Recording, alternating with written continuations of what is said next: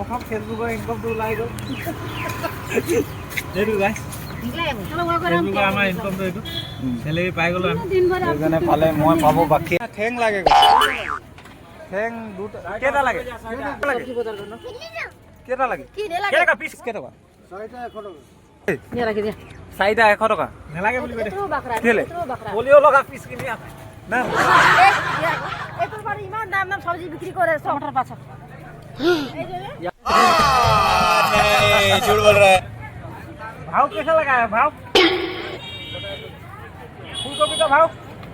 আমু কলে কিনে দিও দামু बंधा गोभी 50 रुपया